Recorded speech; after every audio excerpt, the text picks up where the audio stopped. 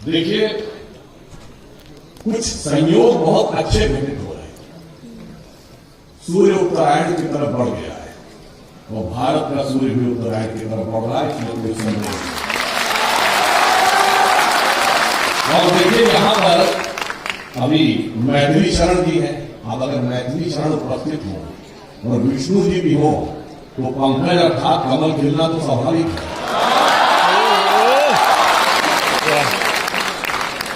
और मुझे इसलिए भी ध्यान आता है यहाँ पे, मुझे याद आ जाता है जैसे फिल्मों में डायलॉग होता है ना, 20 वर्ष पहले की बात है। मुझे याद आता था 30 वर्ष पहले की बात है, मैं नवी छात्र हुआ करता था और श्री राम जन्मभूमि आंदोलन उस समय स्टार्ट हुआ था। मुझे आप लोगों को देखकर वो स्मरण आता है और यह भी ध्यान आता है, मैं अप्रैल 1987 में विष्णु जी को याद होगा, ताला खुलने के बाद मंदिर निर्माण के संकल्प को लेकर अयोध्या में एक रैली हुई थी। मैं बालक के रूप में उस रैली में गया था। 9 नवंबर 1989 को जिस दिन शिलान्यास हुआ था तो हम लोगों को दायित्व दिया गया था, इतनी जगहों पर शिला पूजन कराना था। तो हम लोग संघ में थे और संघ के विभिन्न दायित्वों का छात्र जीवन में निर्वहन कर रहे थे। तो मुझे 4 छात्रावासों में शिला पूजन कराने का दायित्व भी करने का सौभाग्य प्राप्त हुआ। अब जब हम लोग उस रैली में गए थे तो वो बड़ा प्रसिद्ध गीत, अगर आप लोग ध्यान हो तो उसकी पंक्ति क्या थी, जहां से ये भगवान राम और भारतीय समाज की संवेदना, समन्वय और क्या संबंध है, ये उजागर होता है कि जन जन के मन में राम रमे और प्राण प्राण में सीता है। हर हृदय की धड़कन रामायण पग पग पर बनी पुनीता है। यदि राम नहीं है श्वासों में तो प्राणों का घटनीता है। तो हम लोग कहते थे, इसलिए नरनाहर श्री पुरुषोत्तम का हम मंदिर भव्य बनाएंगे, सौगंध राम की खाते हैं मंदिर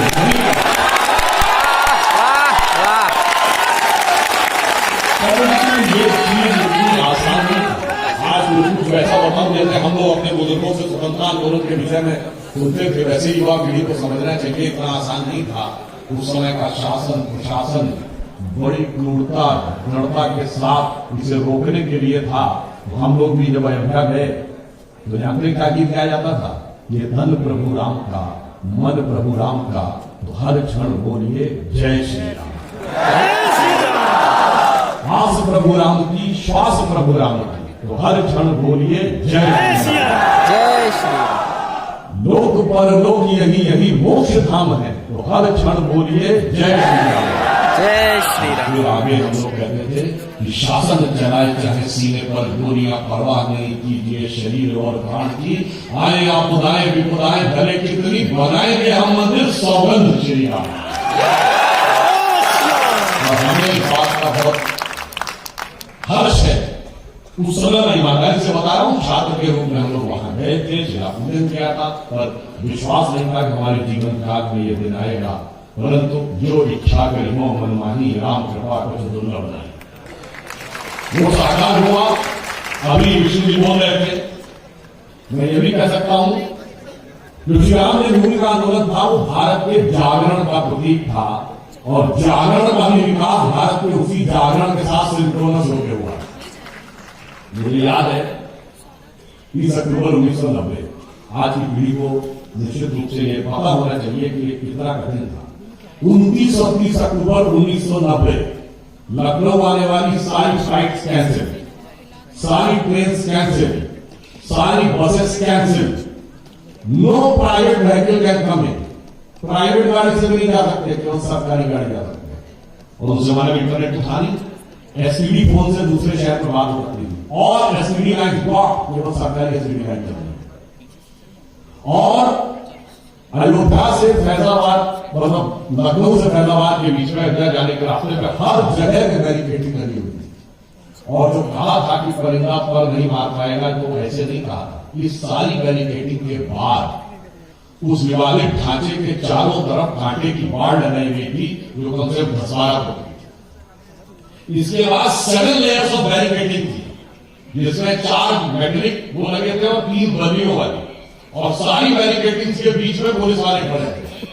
ऐसा नहीं है कि जिसने कहा था अगर उस समय की सरकार ने कि परिंदा पर नहीं मार पाएगा, भगवा में कहा था, मगर वक्त का बदलाव देखिए, जो ये कहते थे परिंदा पर नहीं मार पाएगा, आज 22 जनवरी को 100 से अधिक हवाई जहाज उस अयोध्या के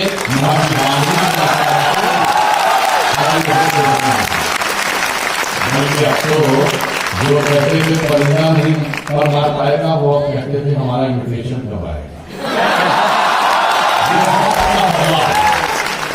अब आप सोचिए, आपको पता उसके बाद लोग कैसे अंदर चले गए। विचुली को निश्चित रूप से पूरा विषय ध्यान होगा। अब कहा जाता है कि एक यूपी रोडवेज की बस खड़ी थी जो पीएससी को लाने ले जाने के लिए होती थी। Provincial arm constable UP police का एक स्पेशल फोर्स है। तो एक साधु बाबा उसमें घुस गए और कहा जाता है पहले रोडवेज में ड्राइवर है जो रोड चलाना आता था और तमाम साधु लोग बस में घुस गए और वो बस अयोध्या की गलियों में से गई और वो बैरिकेटिंग्स को तोड़ते तोड़ते तोड़ते तोड़ते वहां तक पहुंच गई जहां पर की कांटे की बाढ़ लगी हुई। अब कांटे की बाढ़ तो थी 12 फुट की, मगर जब बस उससे जाके लग गई तो बस के खिड़कियों से लोग चढ़ के बस की छत पे आ गए और उसे अंदर जाकर कूद गए और उन्होंने गेट का ताला तोड़कर उसे खोल दिया। अब कोई कहेगा कि साहब ये तो लापरवाही में हो गया होगा, मगर मैं कहता हूँ उसमें बड़ा दैव संयोग है। पहले तो बस वहां खाली खड़ी थी, अच्छा बस में चाबी भी लगी हुई थी। अरे चलिए, जो चलाने वाला था वो इतना एक्सपर्ट था कि बगैर चाबी को उसने खोल लिया, गाड़ी को चला लिया। अब आप सोचिए, उन पतली गलियों में बस को चलाना इतना आसान काम नहीं, कहीं भी बस हटा कर रुक सकती थी। इसके बावजूद इतनी कुशलता से बस चली, आगे चलती चली गई। और उस जमाने में उत्तर प्रदेश रोडवेज की जैसी बसें हुआ करती थी, आपको भी टेकन अदरवाइज हम लोग बचपन में खटारा कई बसें होती थी, अगर चलो तो नीचे सड़क तक निकली थी। अगर नॉर्मल बस होती तो 2-3 बैरिकेटिंग में तो कन्वेयर बेल्ट टूट जाती, और 7 बैरिकेटिंग तोड़ने के बाद भी कन्वेयर बेल्ट भी नहीं टूटी। आप इसको कोई संयोग माने या दैवयोग माने, मानो तो गंगा माने, ना मानो तो रखा माने। और उसके बाद ये अभी ध्यान रखने की बात है, 30 अक्टूबर 1990 के दिन बड़ी बेचैनी थी। सुबह का अखबार हमारे यहाँ जागरण आता था हिंदी के लिए और अंग्रेजी में टाइम्स ऑफ इंडिया आता था। जागरण ने लिखा हेडिंग यदि आज 30 अक्टूबर है, क्योंकि 30 अक्टूबर इतने दिनों से सुना जा रहा था कि सबके मन में एक सेंसेशन था। मुझे ये भी याद है कि 28 अक्टूबर को अटल जी की एक सभा तय थी लखनऊ के अमीनाबाद वाले झंडे वाला पार्क में, और अटल जी को एयरपोर्ट वही अरेस्ट कर लिया गया। सभा के लिए हम लोग वहां पहुंचे थे, बाद में पुलिस ने तितर-बितर कर दिया था।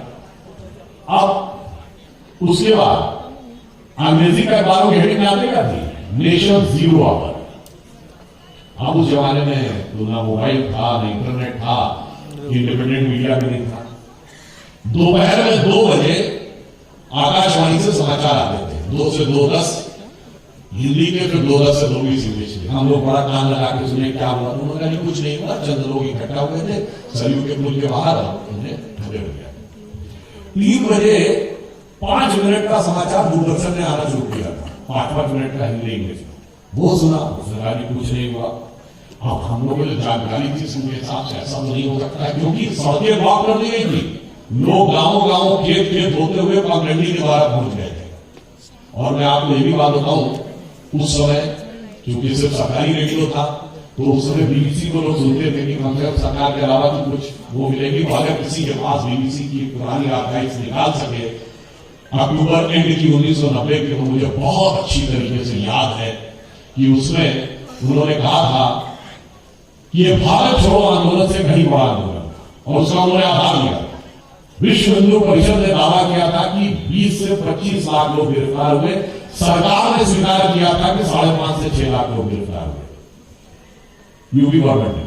जबकि भारत छोड़ो आंदोलन में यूपी गवर्नमेंट ने एक्सेप्ट किया था उस समय नेहरू की सरकार ने कि 20,000 लोग गिरफ्तार हुए, कांग्रेस ने दावा किया था 1 लाख लोग गिरफ्तार हुए, यानी 20 गुने का अंतर। जबकि आबादी 1942 से 1990 के बीच में डबल भी नहीं हुई थी, यानी अगर पॉपुलेशन को भी कंसिडरेशन कर लें तो 10 टाइम्स ज्यादा लोग इसमें इन्वॉल्व थे। ये बीबीसी ने अपनी एक रिपोर्ट में बताया था, जो मुझे याद है, इसलिए मैं कह रहा हूं लास्ट वीक ऑफ अक्टूबर के अगर बीबीसी के हिंदी सेवा के आर्काइव्स को निकालेंगे तो उसमें आ जाएगी। मैं सिर्फ इसलिए बता रहा हूं कि कितना भारी आंदोलन था ये आपको समझने की आवश्यकता। और उसके बाद क्या हुआ, रात को आपको याद हो 9:15 बजे आकाशवाणी से भी समाचार आते थे, 15-15 मिनट के, 9:15 बजे, और दूरदर्शन पे भी आते थे। दूरदर्शन आकाशवाणी दोनों ने कहा कुछ भी घटना नहीं हुई, केवल चंद लोग सरयू के पुल के उस तरफ इकट्ठा हुए थे, पुलिस ने हल्का बल प्रयोग करके उनको तितर-बितर कर दिया। और नेक्स्ट डे मॉर्निंग अखबारों के ऊपर कार सेवकों की गुंबदों पे चढ़ी हुई तस्वीरें और झड़ फहराते हुए तस्वीरें, सरकार और ये मैं इसलिए भी कहना चाहता हूं, जो लोग आज कहते हैं अभिव्यक्ति की स्वतंत्रता, मीडिया की इंडिपेंडेंस, ये वो, उसका जीता जागता प्रमाण ये है। और मैं ये भी बताना चाहता हूं कि 30 अक्टूबर 1990 को जो फायरिंग हुई, उसमें तो अपेक्षाकृत बहुत कम संख्या थी, मगर उससे खिसिया कर, बौखला कर सरकार ने 2 नवंबर 1990 को जो फायरिंग कराई, उस दिन कोई कार सेवा नहीं थी, केवल कार सेवक बैठे हुए भजन कर रहे थे, और भजन करते हुए कार सेवकों के ऊपर गोलियां चलाई गई, जिसमें सैकड़ों लोग घायल, सैकड़ों लोग मारे गए। 325 की लिस्ट विश्व हिंदू परिषद ने कोर्ट की प्रोसीडिंग में दी थी, जिसमें मारे गए और घायल हुए लोगों की थी। ऑफिशियली यूपी गवर्नमेंट ने सिर्फ 16 एक्सेप्ट किए। आप ये समझिए कि कितना बड़ा आंदोलन था, इससे आप अंदाजा लगा सकते हैं। इतना, और एक और बात आप समझिए, जेपी मूवमेंट हुआ तो वो नॉर्थ इंडिया तक सीमित रहा था, परंतु इस आंदोलन में भारी संख्या में कार सेवक दक्षिण भारत से आए, भारी संख्या में गुजरात से आए थे, आंध्र प्रदेश से आए थे। यानी ये पूरा एक नेशन कलेक्टिव कॉन्शियसनेस के साथ उभर रहा था। और यहां मैं ये भी बात बताना चाहता हूं कि इसको आप एक दिन वो 1990 में होता राम मंदिर के माध्यम से, या 92 में होता है, 95 में होता है, किसी भी चीज के माध्यम से होता, उसका कारण याद नहीं आता। हम सन 47 में आजाद हुए। इस देश की मूल प्रवृत्ति क्या है?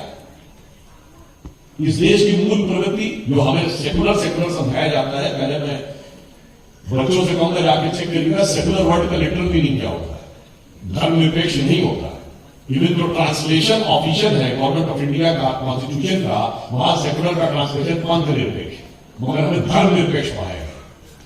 वास्तविकता में क्या है, सेकुलर वर्ड का जो लिटरल मीनिंग है, अगर आप ऑक्सफोर्ड की क्लासिकल डिक्शनरी में देखेंगे तो उसका मीनिंग लिखा रहता है, it connection to the mundane activities in contrast to spiritualism, यानी भौतिकवादी या अध्यात्म विरोधी, ये उसका अर्थ होता था।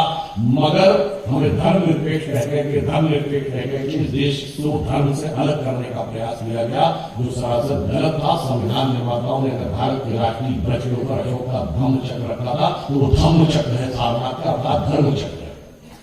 संसद के लोकसभा अध्यक्ष की पीठ के पीछे लिखा हुआ है धर्म चक्र प्रवर्तन है, यानी सारी संसद धर्म के चक्र के प्रवर्तन के लिए।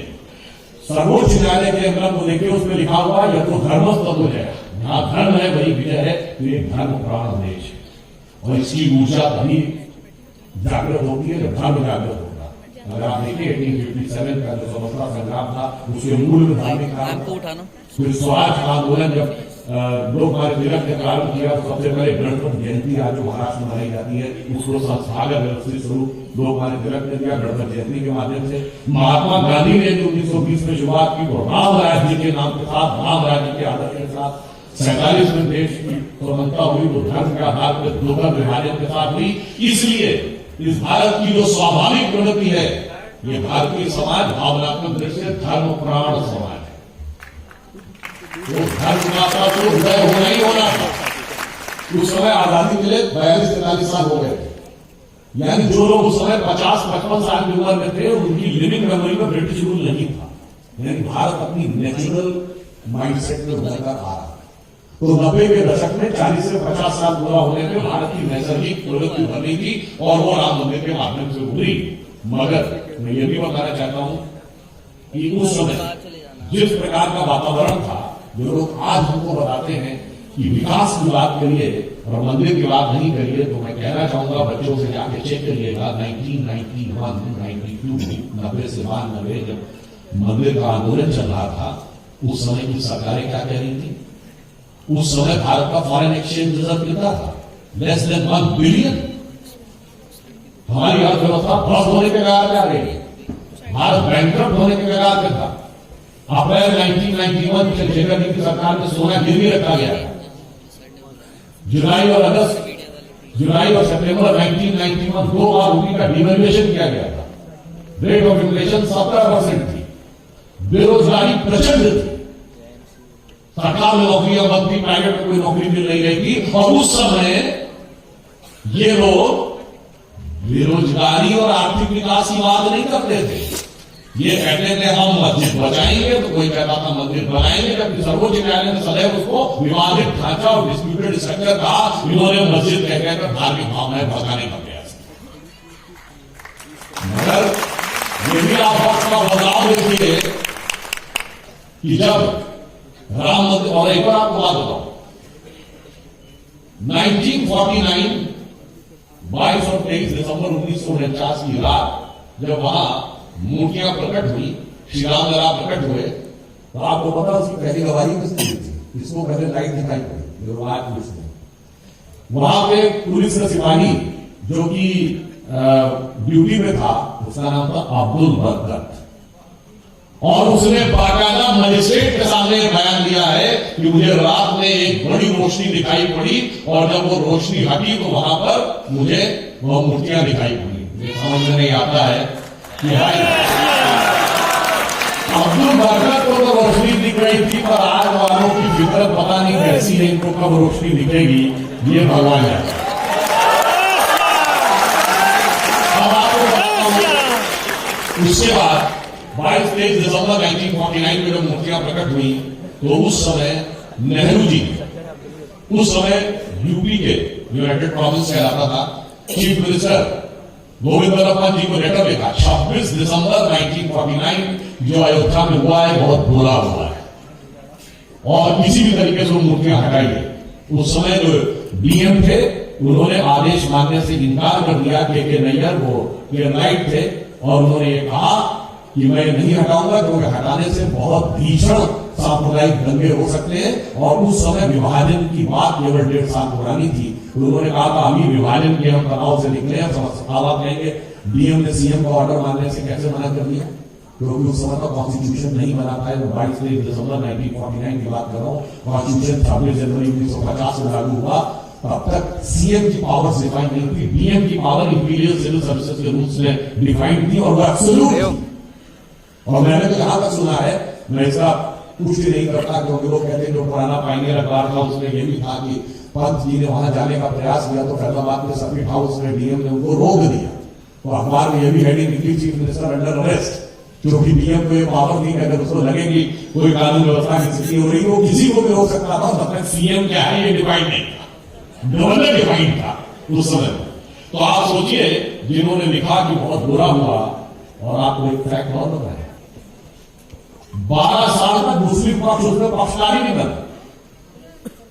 टाइटल सूट जो होता है उसकी एक मियाद होती है 12 साल। अगर 12 साल के अंदर आपने लैंड में क्लेम नहीं किया तो ये क्लेम फोरफिटेड। और इस बारे में के मोहम्मद ने, जो आर्कियोलॉजिकल सर्वे के अधिकारी थे, उन्होंने अपने मेमोयर में लिखा है कि वो 12 साल इसलिए नहीं किया कि मुस्लिम समाज में बहुत बड़ा वर्ग था जो सोच रहा था कि हमें किस चीज में नहीं पढ़ना चाहिए, इस स्थान का हमारे लिए कोई खास महत्व नहीं है, हिंदुओं के लिए इस स्थान का बहुत महत्व है तो हमें छोड़ देना चाहिए। मगर तब लेफ्ट लिबरल सेक्युलरिस्ट उन्होंने जाके उनके कान भरे।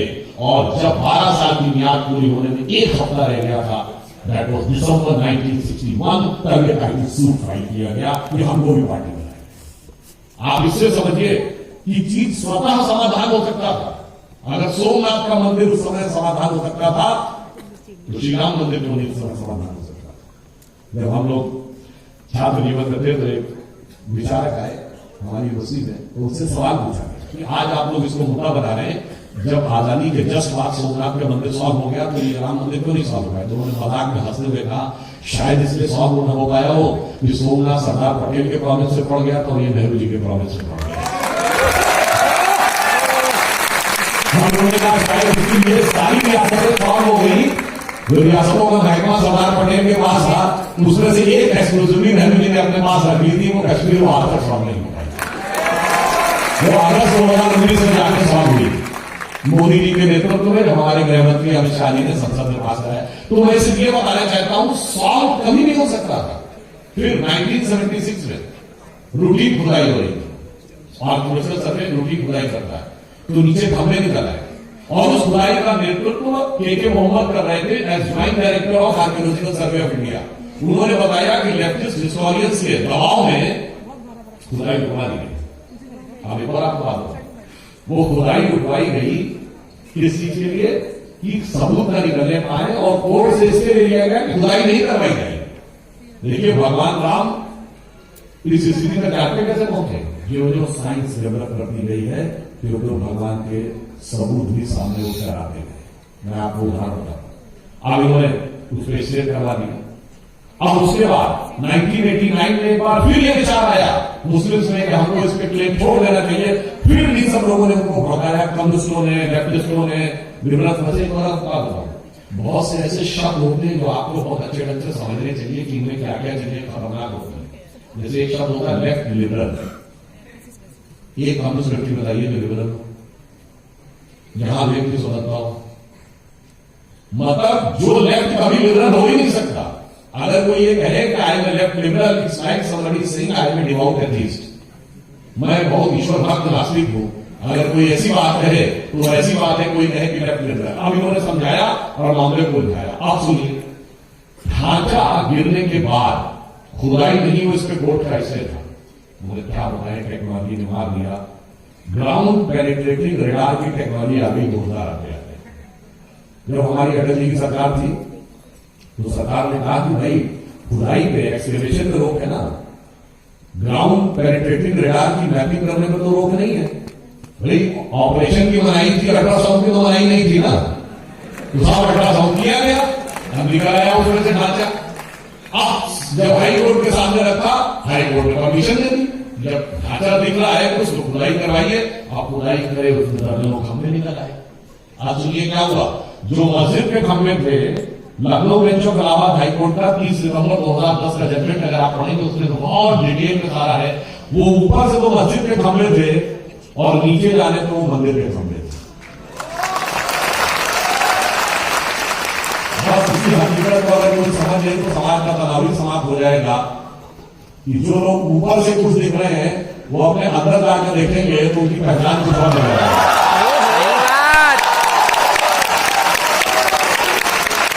इसको ऐसे भी ध्यान रखिए, भारत का पहला गणतंत्र दिवस जब हुआ था 26 जनवरी 1950 में, तो भारत में परंपरा है कि कोई ना कोई हेड ऑफ स्टेट गणतंत्र दिवस का चीफ गेस्ट होता है।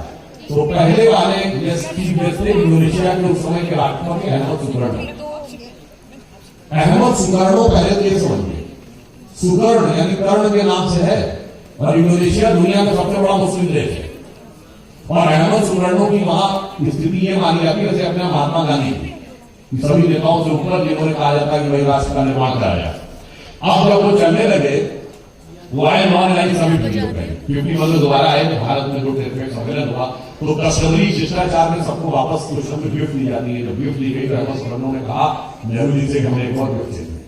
क्या चार बड़े बंदा गया तो पाकिस्तान के विदेश मंत्री ने कहा आप क्या बोल रहे हैं, मुस्लिम कंट्री होकर आप कह रहे हैं 4 बड़े गंगाधर, उसके आप प्राइम मिनिस्टर होके। अहमद सुकर्णो का जवाब बहुत शानदार था। उन्होंने कहा भाई change of circumstances, change of way of worship, we can not change of way. अब आप देखते जब वो ग्राउंड पेनिट्रेशन मिला, अब जो निकल रहा था वही अहमद सुकर्णो बता भी रहे थे। अब 2003 में जब नीचे से ढांचा दिख गया, ये राम मंदिर निर्माण का दूसरा सबसे बड़ा परिवर्तन था 92 के बाद। 92 में सिर्फ ढांचा ही नहीं गिरा था, विवादित ढांचा, भारतीय अर्थव्यवस्था का ढांचा न्यूलिबरल मॉडल भी चला गया था और एक नई अर्थव्यवस्था ने आकार दिया था और मंदिर को भी नए स्वरूप में आकार दिया। 2003 में मैं जाकर फिर चेक करिएगा, 2003-4 में जब नीचे से दिख गए खंभे, स्पष्ट हो गया नीचे मंदिर है, एक सिर्फ हम आगे बढ़ गए। ये वो ईयर है कि भारत का फॉरेन एक्सचेंज 100 बिलियन पहुंचा। 91 में कितना था, लेस देन 1 बिलियन। अब टच किया 100 बिलियन। 2003-4 में हम करेंट अकाउंट सरप्लस कंट्री एक साल के लिए बने, जाके चेक कर लीजिएगा। 2003-4 में एक ही क्वार्टर के लिए सही हमने 10% की ग्रोथ रेट अटेन किया। इधर राम मंदिर उठा था, उधर देश उठा। अब आइए 2019 में जब जजमेंट आया और 5 अगस्त 2020 में जब प्रधानमंत्री जी ने उसका शिलान्यास किया तो हमारा फॉरेन एक्सचेंज 500 बिलियन पहुंचा। अब जब ढांचा समाप्त हुआ, सब कुछ हुआ, मंदिर का भव्य निर्माण होने जा रहा है, तो फॉरेन एक्सचेंज 620 बिलियन है। हम 5th लार्जेस्ट इकोनॉमी है, 4th बिगेस्ट स्टॉक एक्सचेंज है, 3rd बिगेस्ट ऑटोमोबाइल मैन्युफैक्चरर है और 2nd बिगेस्ट मोबाइल हैंडसेट के मैन्युफैक्चरर। इंफ्रास्ट्रक्चर में हमारा इन्वेस्टमेंट नंबर 1 है वर्ल्ड में, अमेरिका से ज्यादा है। और चांद के अछूते कोने साउथ पोल को छूने वाले काम। और भारत की संसद ने नारी शक्ति बंधन अधिनियम पारित करके महिलाओं का लोकसभा और विधानसभा में प्रतिनिधित्व का मार्ग प्रशस्त कर दिया है। यानी अगर तुलसी बाबा ने कहा था सिया राम मैं सब जग जानी करो प्रणाम योगी रूपानी, तो सब जगह सिया राम को बराबर स्थान देने की व्यवस्था भी भगवान ने कर दी। अब इतना ही नहीं हुआ, ये मंदिर की तारीख जब आई है तो अंग्रेजों के जमाने के जो वो थे रूल्स, 1860 का Indian panel code, evidence act 1870, वो सब समाप्त हो गए और भारतीय न्याय संहिता बनी। और अब जैसा गृहमंत्री अमित शाह जी ने अगले 5 से 10 साल में बैकलॉग खत्म होगा, उसके बाद कोई भी आपराधिक मामला होगा 3 साल के अंदर निर्णय मिल ही जाएगा। यानी फिल्म में डायलॉग था ना, तारीख पे तारीख तारीख पे तारीख।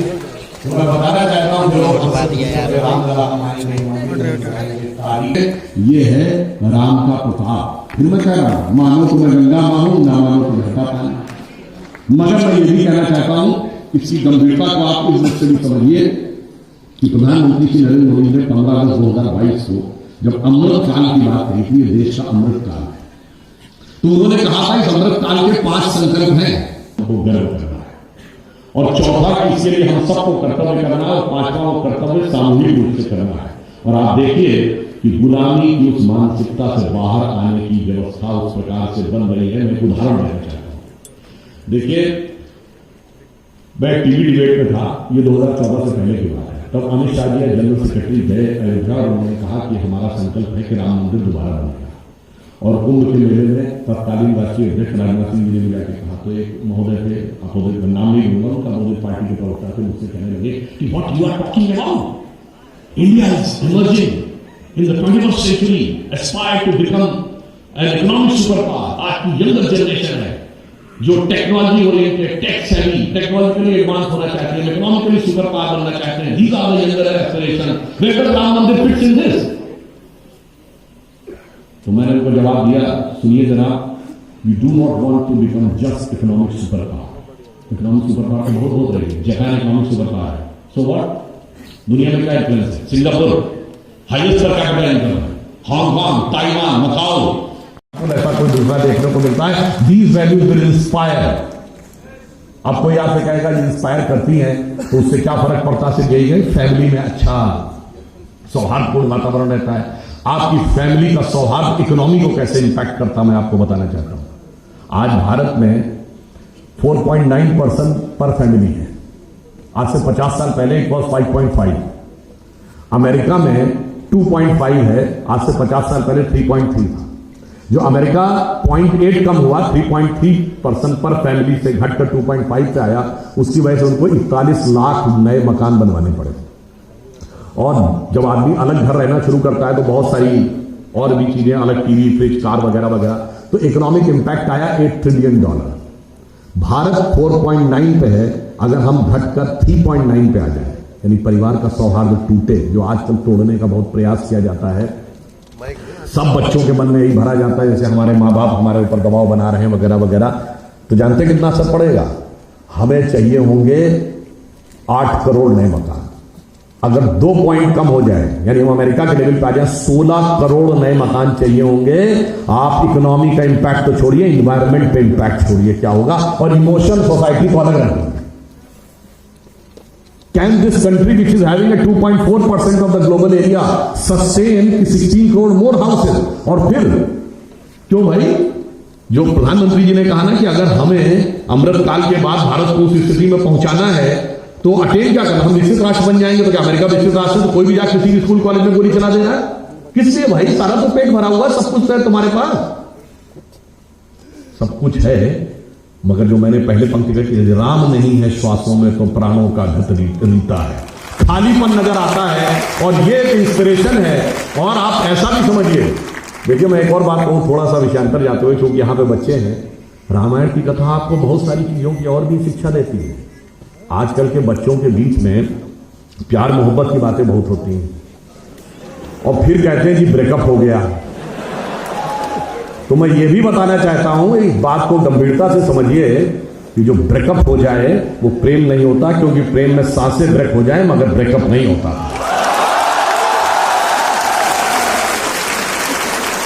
जिसे एक वसीम बरेलवी साहब का शेर है कि माना मुझे अपना हाल बयां करना नहीं आता, पर तुझे भी तो उसे एहसास करना नहीं आता।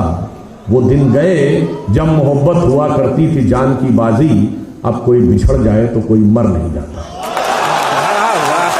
अच्छा, मर नहीं जाता तो ठीक है, अब तो मार देता है, टुकड़े टुकड़े करके सूटकेस में भी बंद कर देता है।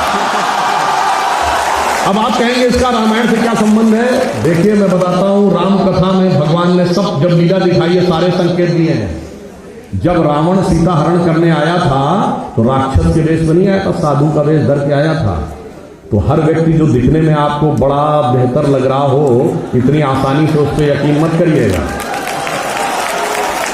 मतलब मैं बच्चियों से कहना चाहूंगा कि राम कथा हमें संकेत देती है कि बिटिया इस संसार में संभल के चलियो जाए, ना जाने किस रूप में कब रावण मिल जाए। मगर मैं बच्चों से भी कहना चाहूंगा, जो लड़के हैं वो अपने को बहुत स्मार्ट मत समझें, अरे मैं तो सब टैकल कर लेता हूं, उसमें कौन सी बात है, वो तो वो लोग इमोशनल है इसलिए ऐसा हो जाते हैं। आजकल ऐसे ऐसे भी हैं। रावण की बहन कौन थी? शूर्पणखा। अगर गलत चक्कर में फंस गए तो भाई साहब दिन में तारे नजर आ जाएंगे। तो मैं कहना चाहता हूं, राम कथा ये भी बताती है बिटवा इस संसार में संभल के चलियो जाए, ना जाने किस मोड़ पे शूर्पणखा मिल जाए।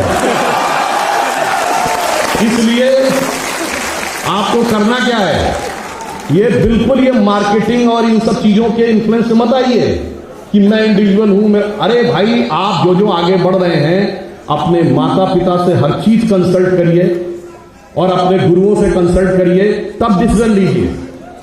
अगर आप किस स्कूल कॉलेज में एडमिशन लेंगे ये आप पूछ के मतलब कंसल्ट करके करते हैं। ऐसा तो नहीं कि जिसकी बिल्डिंग अच्छी दिख गई उसी चले गए, जो बिल्डिंग अच्छी दिख गई उसमें नौकरी करनी, नहीं, आप चीजों को एनालाइज करते हैं। तो इसीलिए रामचरितमानस में क्या लिखा है, प्रातः काल उठ के रघुनाथा, मात पिता गुरु ना वही माता। तो मात पिता और गुरु तीनों के हिसाब से चलेंगे तो जिंदगी में सही दिशा में जाएंगे, वरना तो मैंने आपको रावण और शूर्पणखा की कथा बता दी। और मैं अंत में यह कहना चाहूंगा कि आप यह भी बात अच्छी तरीके से समझ लीजिए कि भारत के अंदर एक बड़ा बदलाव आ रहा है। और जो मैंने आपको बताया कि भगवान श्री राम का मंदिर उस बड़े बदलाव का प्रतीक था, क्योंकि जो लोग ये समझते थे कि ये सिर्फ एक मंदिर एक कोई इमारत नहीं थी और मंदिर निर्माण का समय कोई एक केवल तिथि नहीं थी। 30 अक्टूबर 1990 जिस दिन कार सेवा हुई, वही फेमस वाली इसमें गोलियां चली, उस दिन भी देवोत्थानी एकादशी थी। और 9 नवंबर 2019 देखिए, ठीक 30 साल बाद सुप्रीम कोर्ट का जजमेंट आया और 8 नवंबर 2019 को भी देवोत्थानी एकादशी थी। अब मानिए तो संयोग और मानिए तो दैवयोग। अब जो श्री राम जन्मभूमि का शिलान्यास के बाद अब मंदिर निर्माण होने जा रहा है, जब प्राण प्रतिष्ठा, उस दिन सूर्य उत्तरायण में है, सर्वार्थ सिद्ध योग है, अमृत योग है और द्विपुष्कर योग है। और द्विपुष्कर योग में कहा जाता है डबल फायदा होता है। तो एक तो हो ही रहे, अब आगे क्या होगा दूसरा ये तो भगवान जाने। मगर एक पॉइंट मैं आपसे और कह दूं जाते जाते, आप सब ने 22 जनवरी के मुहूर्त के बारे में सुना होगा। कितने सेकंड तक का कैलकुलेशन है। मैं चुनौती से पूछता हूं, बताइए दुनिया के किसी दूसरे धर्म संस्कृति में धार्मिक कार्य में एस्ट्रोनॉमिकल कनेक्शन के साथ इतना precise to the point, minutes ही नहीं सेकंड तक का है कि 84 सेकंड का मुहूर्त है जिस बीच में भगवान के आंख की पट्टिका खोली जाएगी। है कहीं पर ऐसा? और उसके बावजूद ये सारे लेफ्ट लिबरल सेक्टर ने हमको समझाया था कि हम अनसाइंटिफिक थे। तो अब जब भगवान जागृत हो रहे हैं, और ये भी आप समझ लीजिए कि हमारे भगवान एक ऐसे भगवान हैं जो सबको समान रूप से प्रिय है। इस दुनिया में एक ही देश है जहां का किंग टाइटल होल्ड करता है, किंग रामा द 10th, वो है थाईलैंड। थाईलैंड हिंदू देश नहीं है, मगर इसके बावजूद वो टाइटल होल्ड करता है किंग रामा द 10th। आपको पता है इंडोनेशिया एक ऐसा देश है जहां प्रतिशत के हिसाब से हमसे ज्यादा रामलीलाएं होती हैं और सबके सब पात्र मुसलमान होते हैं। और वहां जो रामायण लिखी गई उसको कात्यायन कहते हैं, और वो लिखने वाले कौन थे? योगेश्वर कवि, इंडोनेशिया में। इंडोनेशिया की कैपिटल क्या है आप में से सभी लोगों को पता होगा, कितने लोगों को पता है? जकार्ता। जकार्ता का ओरिजिनल नेम क्या है? जयकर्ता। प्राचीन इंडोनेशिया में दो प्रोविंसेस होते थे, योग्यकर्ता और जयकर्ता। योग्यकर्ता उन्हीं योगेश्वर ऋषि के नाम पे। आज भी जाकर चेक कर लीजिएगा, जकार्ता के बगल का प्रोविंस का नाम आज भी योगकर्ता ही है। यह दर्शाता है कि वो इंस्पिरेशन किस सीमा तक था हमारा। और अगर आप वेस्ट साइड में जाएं तो सूरीनाम, जो अमेरिका के पास है, वहां पे 100 साल पुरानी रामलीला होती है आज भी। और आपको पता है होंडुरास एक देश है। होंडुरास देश का नाम कितने लोगों ने सुना है? लैटिनी अमेरिका में है, नॉर्थ और साउथ अमेरिका के बीच में। आप जाके चेक कर लीजिएगा, the monkey God of Honduras. वहां पर वानर के रूप में भगवान की पूजा होती है, और कई जगहों पे वो गदा लिए हुए भी हैं, कई जगह वो ऐसे घुटने के बल के मुद्रा में है कि बिल्कुल हनुमान जी के रूप में नजर आते हैं। इसका अर्थ हुआ वेस्टर्न साइड से लेके और ईस्टर्न साइड तक। और इंडोनेशिया वर्ड का एक और मीनिंग आपको पता है? ये नीजिया वर्ड ग्रीक्स का है, जिसका मतलब होता है कि द्वीप समूह, और इंडो मतलब इंडियन, यानी भारतीय द्वीप, ये उसका मीनिंग है। तो वहां ईस्ट में इंडोनेशिया से वेस्ट में होंडुरास तक भगवान राम का वो प्रभाव है, जो भारतीय संस्कृति का वो प्रभाव, जिसे सकारात्मक दृष्टि से लेने की जरूरत है, नकारात्मक दृष्टि से लेने की जरूरत नहीं है। और यही हमें विश्व गुरु के पद पर स्थापित करेगा, क्योंकि we are all set to rise in the world, but not as a super power, not to dominate the world, but as a jagat guru to motivate the world. और इसलिए जो प्रधानमंत्री जी ने कहा, यही समय है, सही समय। और मैं तो कहूंगा कि यह पीढ़ी भाग्यशाली है कि अमृतकाल जब समाप्त होगा तो यही लोग देश के महत्वपूर्ण स्थानों में बैठ के कोई ना कोई कार्य कर रहे होंगे। हम लोग तो बुजुर्ग हो गए होंगे।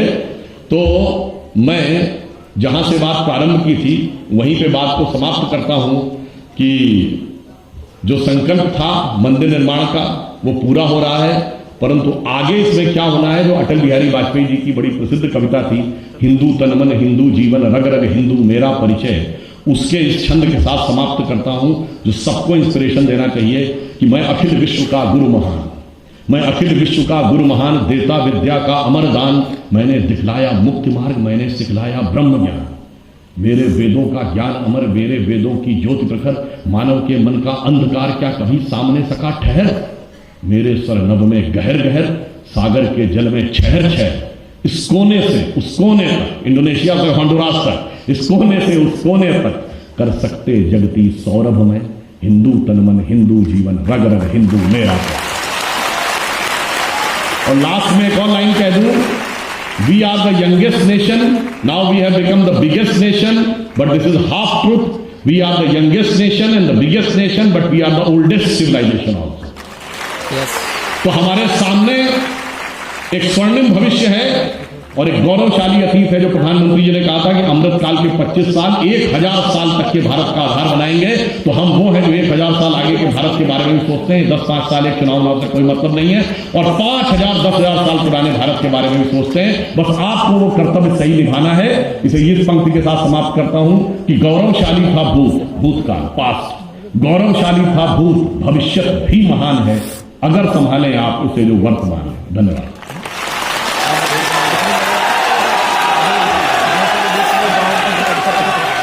बहुत बहुत धन्यवाद सुधांशु त्रिवेदी जी।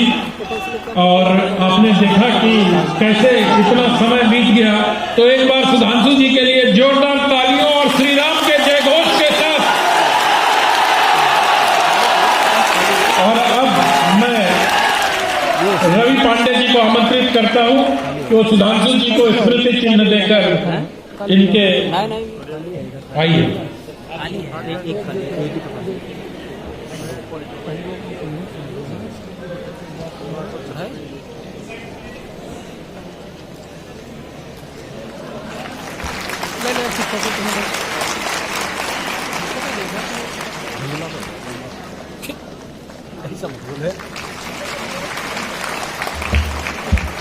मैं चाहती हूं कि पंकज अग्रवाल जी भी मंच पर हमारे साथ आ जाएं और यहां पर सुधांशु जी का आभार प्रकट करें। आप सभी की जोरदार तालियों के बीच हमारे साथ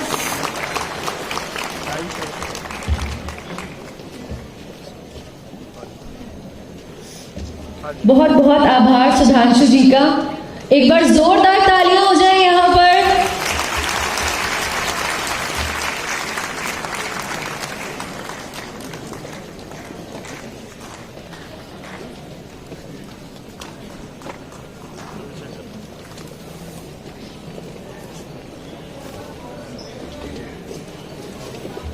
आज